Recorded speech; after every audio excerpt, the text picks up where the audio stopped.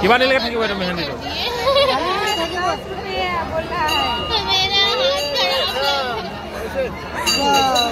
বহুত ধুনীয়া মানে একদম মেহেন্দি এটা বনালে। কিমান লৈছে ন এইটো? 10 रुपया 10 টকা লৈছে ন?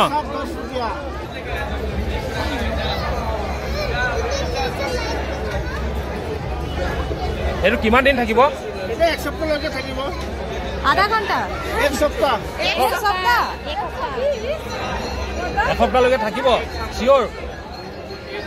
पानी नहीं लगे। हम रोज का फोटो खींच कर रखते हैं। नहीं पानी नहीं चलता है। हो जाता।